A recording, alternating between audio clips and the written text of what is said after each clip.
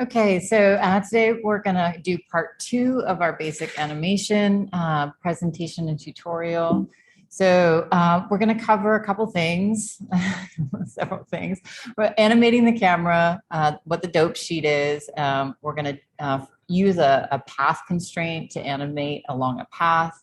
We're going to talk about a camera. In part 1, we kind of talked about adding cameras. There's a special camera that comes with an aim that you can animate so that the camera automatically tracks an object. We're going to talk about how do you actually, once you have an animation, render that out. So we are going to render out still images, and then we're going to stitch those images back together using Adobe Premiere. So that's what we've got on the agenda. So there's a few render tests. So part 1 covered a depth of field animation. So that is this animation, a very brief 3 seconds worth of animation, so this is kind of what we'll be working towards, a bouncing ball and then a camera that kind of animates around the bouncing ball. And in this animation, we used a motion blur or a depth of field to create that kind of blurred effect. And then the motion blur here, this is the same video with motion blur turned on. So you can see that that kind of bouncing ball is using keyframes or using frames kind of adjacent to the frame that's being rendered and compositing that image to create a little bit of a motion blur. So that's kind of what we'll be working towards today. So we're going to start by adding movement to our camera. At this point, we haven't animated the camera. We've only added a few keyframes on our bouncing ball. So I'll just kind of scrub through. This is the sphere that has the animations on it. So it kind of drops down and then bounces out until around frame 220. So first things first, we're going to select the camera and we're going to make sure that we're on frame 1. So I'm going to select the camera from my outliner here. I'll make my screen bigger. Select my camera 1 from my outliner, and I can see it is selected here in my perspective view, camera selected. And then I'm going to make sure I'm on frame 1. So I can either drag down here in the timeline to frame 1, or I can hard type in first frame into the number field next to the timeline. I'm going to add a keyframe, and then I'm going to move to frame 60, and then I'm going to move the camera and then add another keyframe. So with the camera selected, I can see that down here I actually have added a key already. I'm just going to go ahead and overwrite that key by pressing S on my keyboard. And that has now set all of these rotation, location, and scale. I'm going to move to frame 60, which is roughly 3-ish seconds later. And I'm going to kind of pull back and then maybe rotate a little bit. So I'm doing that in the 3D viewport. And you can see over here in this view that anytime I actually make some rotational changes inside my 3D viewport, that will be reflected over here in my perspective view. All right, so the camera's going to pull back and kind of rotate a little bit. So that's going to be the animation. And I'm going to press S over here and add, oops, I don't have my camera selected anymore. It looks like I got my plane. So make sure my camera is selected again and press S. And so now I can see that I do have keyframes. These are right over here in my channel box editor, and I can see the little red line here at my timeline indicating that that's been keyed. If I drag from my timeline from frame 1 to frame 60, you can see that the camera's updated moving. If I select this window as my active window and drag the timeline, I can see that in between frame 1 and frame 60, the camera viewport's moving, kind of pulling back and rotating. All right, so I'm going to actually open up my render preview mode, and I should be able to see in the last part 1 of this, I added a motion blur onto my camera. So make sure I'm going to bring up my render settings. My Zoom is kind of hiding things, excuse me. And under my Arnold render, I've got motion blur enabled. It's turned on for the objects, but not for the camera itself. When you have it turned on for the camera itself, it kind of like everything starts getting, you know, like if it's as if you're in like a speeding car and everything starts looking a little bit blurry. In this case, I actually don't want that. I actually want just the sphere that's animating to have the motion blur. So that looks good. I can play around with these settings. And now I'm going to bring up the render preview. So under Arnold, I'm going to open Arnold render view. And the computer's going to have a little think. Oh no. Okay, so mine just crashed. I am opening up the Maya native render preview. It's just a little less buggy seems to be, but I am using the Arnold renderer. So I opened up the Arnold the Maya native render view, and then I'm going to run IPR. So IPR render, and then I'm going to use my camera 1. And I have my depth of field turned on. So the depth of field setting, remember from our first part 1 of our tutorial, is set here at, let's see, depth of field, Arnold, depth of field is set at a focus distance of 12.383. I can select my kind of sphere. I think it was like the third one in. I selected to try to find the distance and then turn on my heads up display. So under display, heads up display, object details. So now the distance from the camera is 34.783. So let me use that number in my Arnold render view. So that's 34.75. Select my camera again and focus distance 34.75. And now I can see that I've got that kind of depth of field again. So the third sphere in is in focus, but I can tell this plane is getting a little bit of a blur. So that's something that we can actually key. So I'm going to undo that and undo. Oh, maybe it won't let me. So I'm on frame 60 and I'm going to key right click on the focus distance and I'm going to set key. And I've actually now keyed this focal distance, and then I'm going to move back to frame 1 and then select that third sphere in again. It's 14.368. I'm going to set that 14.368 now on the focal distance, 14.368, and then set key. And now as I move in between, as my camera kind of moves around these objects and kind of moves to frame 60, I can see now that I'm also changing the focal distance. So it's almost like, you know, adjusting on the lens, the focal distance on a camera manually as you're kind of moving, right? So that will ensure that I have the third sphere in more or less in focus at all points, right? Maya is always going to kind of like create its own easing in and out of any keyframes. So it might not be completely aligned as we move through that kind of middle section, but we'll start in focus at least and we'll end in focus. All right. So one of the things that's important to know is that when we key all of these kind of attributes, you can see, well, it's kind of hard to tell because we have the camera selected, but these key frames won't show up in a couple really important places.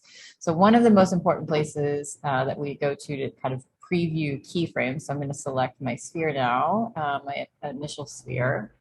Oh, no, I don't. Select my initial sphere, and I can see that we have all of the 10 or how I think 8 bounces, right, on the sphere. And we can see all of those keyframes down here in my timeline.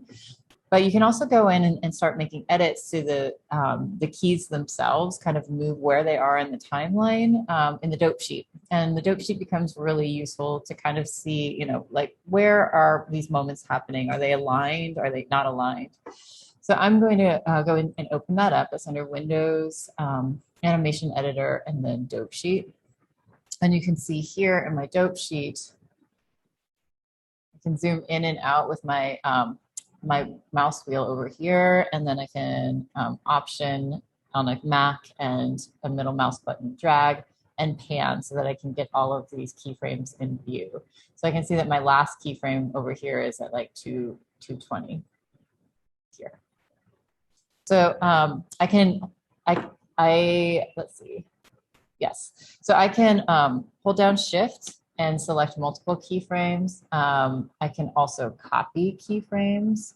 So if I wanted to add even more bounces, so this is, if I drag on my timeline, I can see where I am. So if I wanted to copy these kind of last 4 bounces and create a longer bounce cycle, I could right click and say edit copy, and then move to the frame that I wanted to copy to. In this case, I'm going to have to extend my timeline out to probably like, I'll say 300, and then slide over, and then 20 frames from 220 is now 240. And then I can try, it doesn't always work, one of those like really funny Maya little bugs. Try edit and then paste. No, today it's not working. Don't know why. If you're curious about that, it just made it, just put them somewhere funny. So I'm gonna undo. Okay, so I can hold down Shift and box select the 4 keyframes that I want to copy, and say right click, edit, copy, and then I'm gonna for some reason, yeah, I just need to move. I can't actually right click and then paste correctly in my dope sheet right now. It might be a bug, it might be user error. I have to do a little bit more research, but I can right click down in my timeline and say right click and then say paste. And those keyframes will come back. So now if I slide through my timeline, I can see that I'm continuing my bounce for an additional 2 bounces or 4 keyframes up and down and then up and then down. All right, so that is the dope sheet. Now I'm going to duplicate this camera. So I'm going to hold down, select the camera, and then duplicate the camera. I'm going to shut down my dope sheet editor. So again, just as a review, we've got a camera that starts on frame 1. And then has another keyframe on 60, and in between those 2 positions, a ball drops and bounces, and we've also keyed in our focal distance so that the 3rd sphere in remains our kind of primary plane of, or our plane of focus. All right, so at this point, I'm going to select the camera and then hold down, I'm going to say edit, and then duplicate. And now we should have camera 1 and camera 2. So you'll see that the keyframes from camera 1 did not get duplicated when I used that option for camera 2. And I think actually what I want to do instead of kind of duplicate in position 60 is move my camera back to frame 1 and then duplicate there because I want it to start in the same position. So I'm, again, select my camera and then edit and duplicate. And now I have my 2nd camera and it initiates in this 1st position. As I move through my time slider, my 1st camera, camera 1 still animates, but camera 2 stays static. All right, so the next thing that I'm gonna do is draw a curve. So I wanna be in a different perspective view. So I'm gonna change my perspective view over here to my top view, the orthographic top. And then I'm going to draw a curve that this camera will follow. It's basically like a dolly track. So under my curves and surfaces, use my pencil tool. My pencil tool is selected, there we go. And then I'm going to draw kind of a meandering path that kind of cuts around the backside of these spheres. All right. So you want to start, near where your camera actually is. I can zoom in a little bit and then maybe even grab my curve and even move it a little bit closer in to where my camera actually is. And then I'm going to hold down, select my camera. So hold down my camera 2, and then hold down shift and select my curve. So the camera should show up white, the curve should show up blue. And then I'm going to go into my constraint tabs. Now that is only going to show up if I'm in my animation tab. So I'm going to make sure I'm in my animation tab. And then from the constraint, I'm going to go into motion paths. I'm going to select attach to motion path. And I'm just going to use the defaults for now. So what that's going to do is, actually, I'm not going to use the defaults, sorry. Again, make sure you're under the animation tab, go into constraint, motion paths, attach to motion path. I'm going to go into the details here in the little white box. So the options here are going to give me a start time and an end time. So I'm going to use start and end. That's in terms of frames. So I will use the same kind of start time and end time. I'm going to say from frame 1 until frame 60. And then I'm going to use all of the rest of the defaults I think are fine for now. So I'm going to say apply. And when I do that, I'm going to close. If I drag my time slider here, I can see that camera is now following the path in between frame 1 and frame 60. And so on the path itself, I'm going to turn off the grid so you can see this. There's actually a little number here that says frame 1, and at the end of the path it says 60.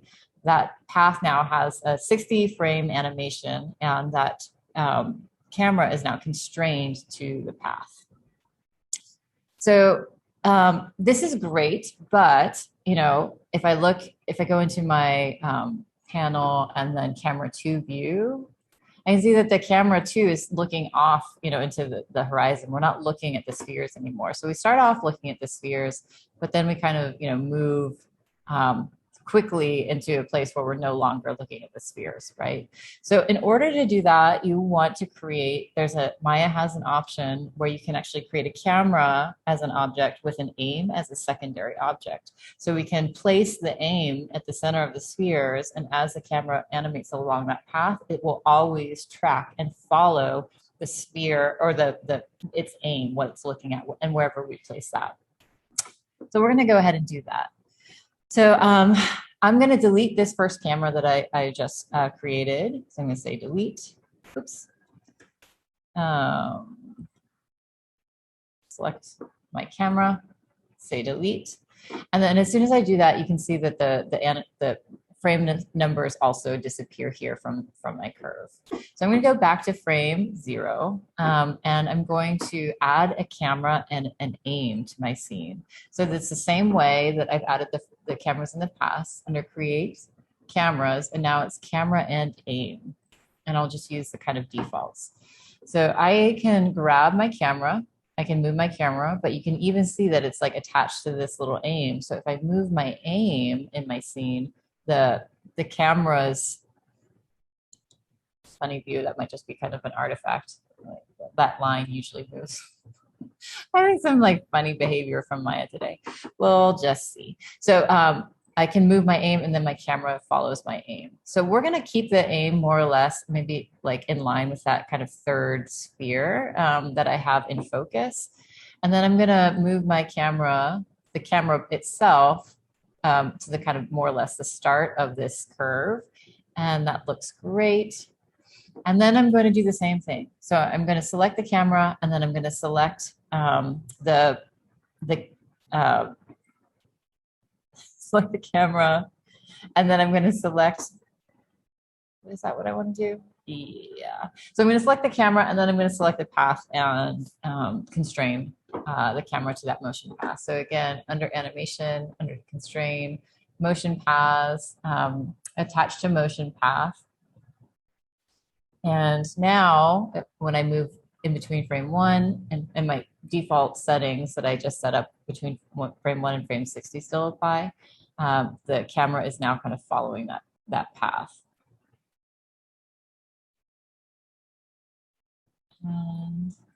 And it is always kind of looking at that third camera in, although, yeah, that third sphere in.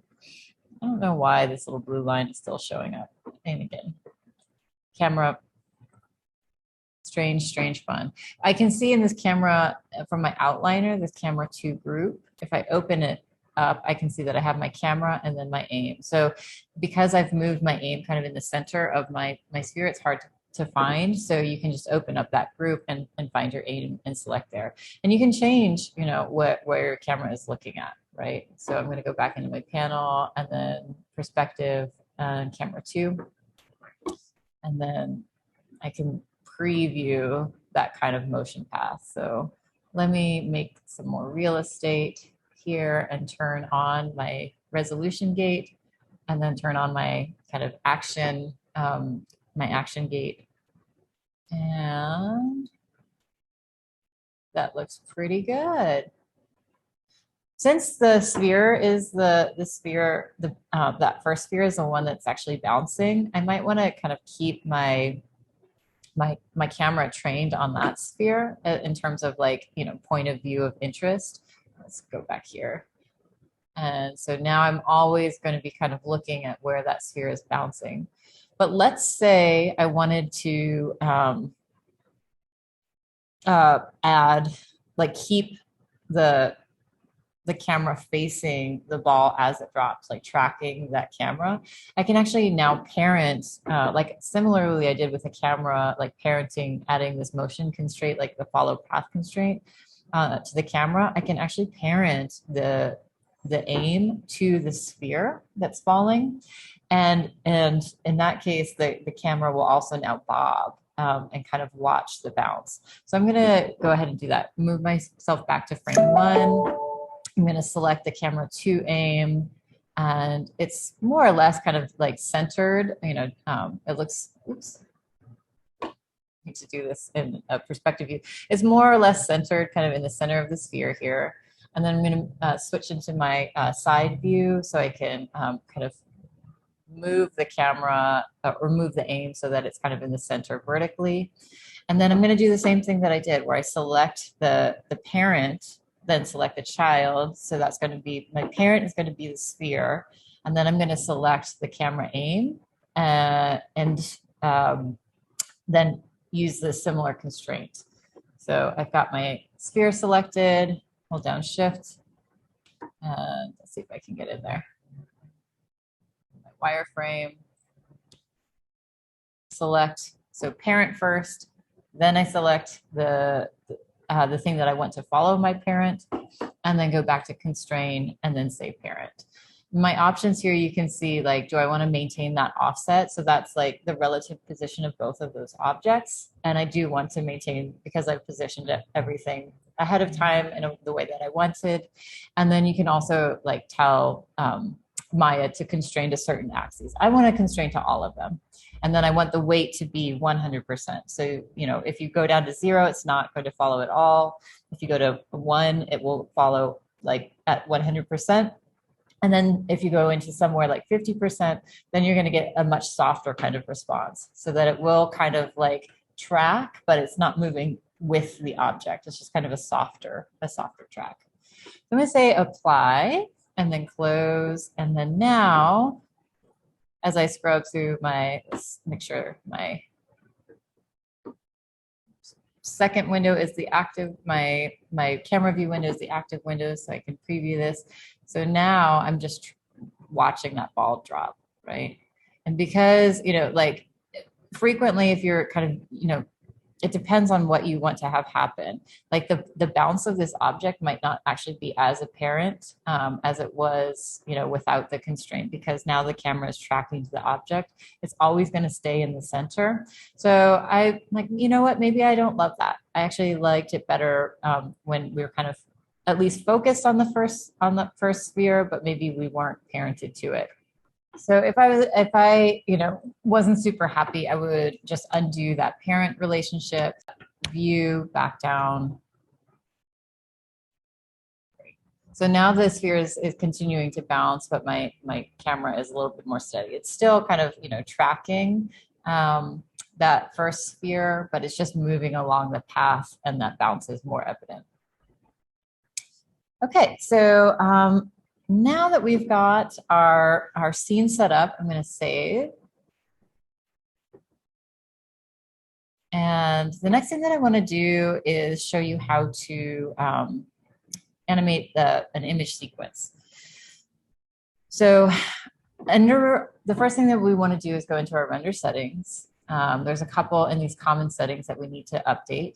For our purposes today, we're going to render out to JPEGs with like an image quality of like 60 or 50, and that's just to keep our file sizes down. If you're rendering out anything other than tests, like rendering out final product for like clients, you want to use an uncompressed file format so that you have all of your stills in an uncompressed file format, either an uncompressed PNG or with like or a TIFF, which is the kind of standard for lossless compression. So you can say no compression.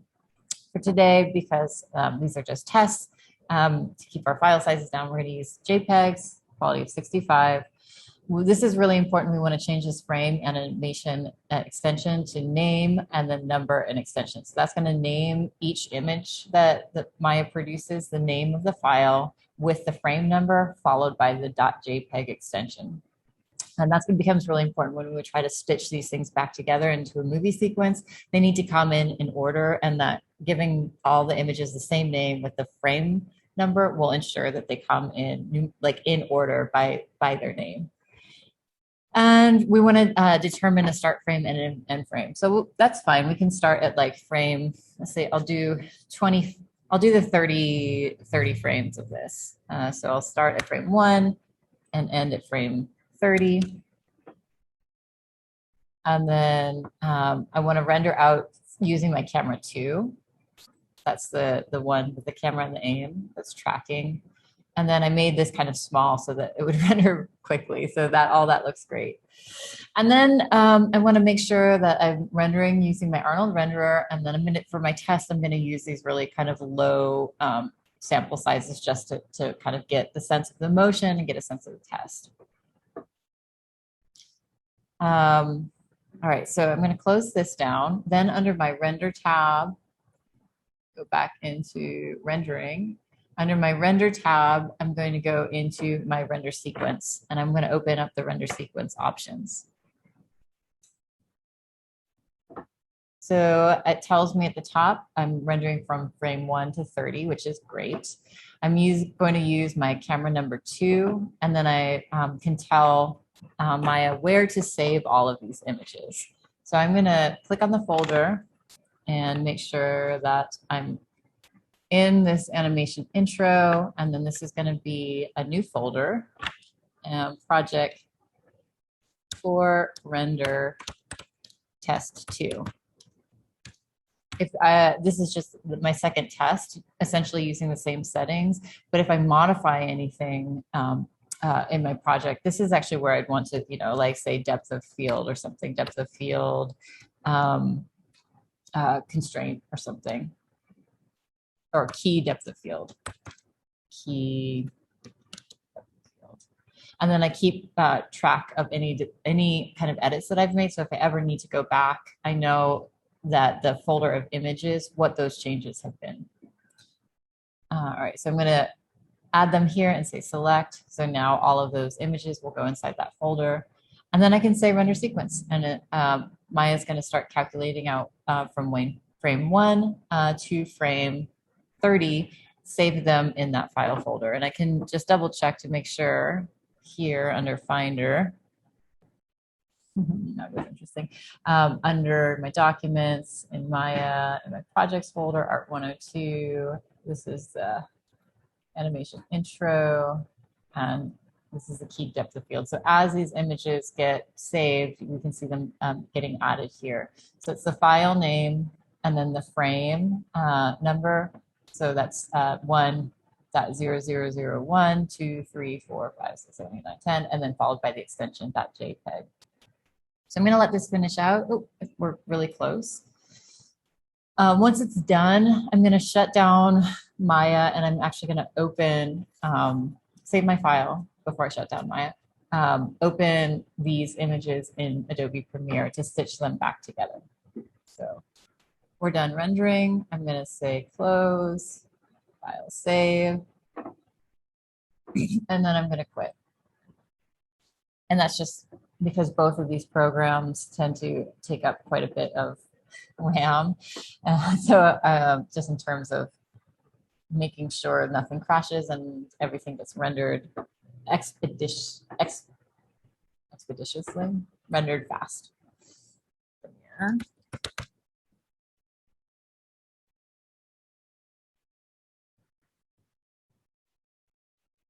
So I'm going to assume kind of some like basic knowledge of Adobe Premiere. All of these tutorials are being built around Art 102 being taught at San Jose State University. And most of the students who will be coming into that course will have had some experience using nonlinear editing with Adobe Premiere. So, but we're not going to be doing very, very much in here. Nothing super fancy. So, oh dear. New project, somehow select new project. I didn't want to do that in the second window. I'm going to browse, and I'm actually going to put this in my project folder for Maya. So that's under my documents, and Maya projects, Art 102. And I'm going to say a new folder, and this is project 4.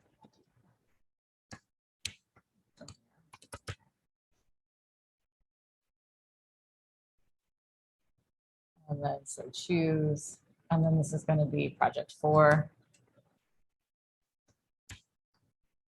test 2.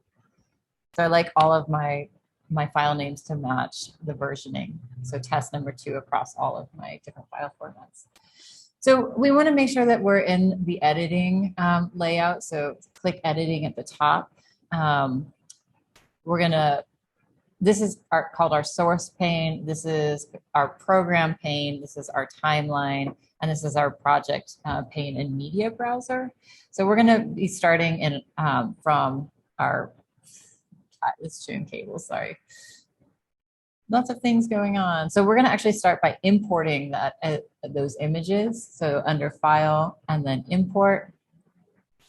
And we're going to open up the import options and make sure image sequence is checked once I get into my projects folder.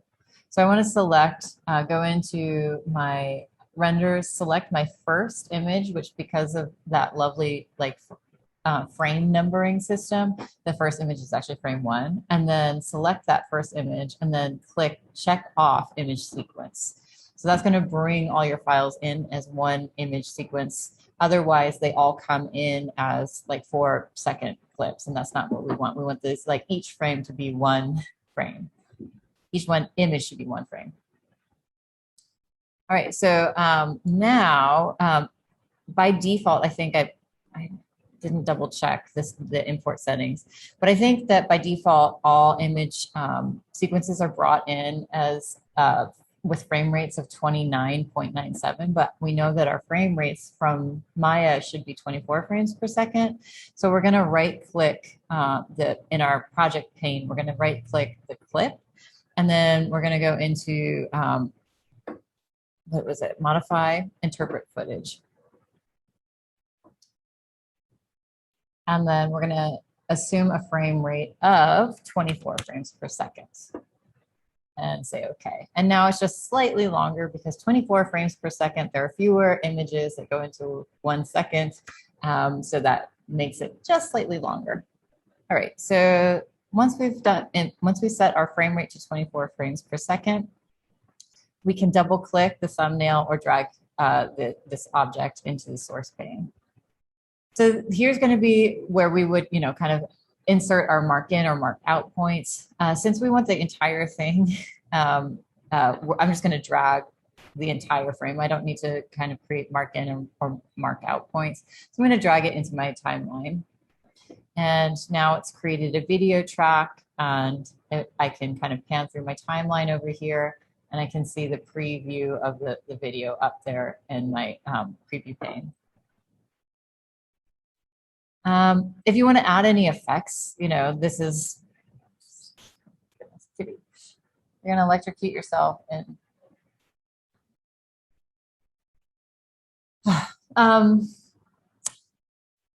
Right. So if you want to add any effects or anything, if you're familiar with Adobe Premiere, go ahead and do that now. Otherwise, I'm just going to show you how to export the movie as is. We've got 8 seconds worth of animation here. I can kind of preview it by sliding through or pressing play over here. Once you're happy, we're going to go into, I'm not going to go into any of the effects here. Just want to export. So that's going to be under our file and then export and then media. And I'm going to use the H.264 format. I don't need audio. I haven't added any audio, so I'm going to uncheck that. I'm going to use maximum render quality, and then I'm going to say export. So it should automatically bring in the kind of dimensions of my video. So that's 480 by 270 at a frame rate of 24. And then I'm going to say export. It should happen pretty quickly. And it will export to my project folder here. Or what did I tell it to export? Let's try that again. File, didn't double check. Media, export media, and then it is going into, I had it set to a default folder. So I'm going to select my project for Premiere folder and say save and then export that again. All right, so now when I go into my Premiere file, here's my project folder. So I'm going to go ahead and save that. And then double click on my MP4 and test it using QuickTime. So my wonderful 3 seconds of animation, but wonderful. That is all I was looking for today. So that's it for the Adobe Premiere or Maya render to image sequence to Adobe Premiere to kind of stitching together. All right. Well, thanks to y'all for your time. I hope this was useful, and I will see you next time. Take care. Bye.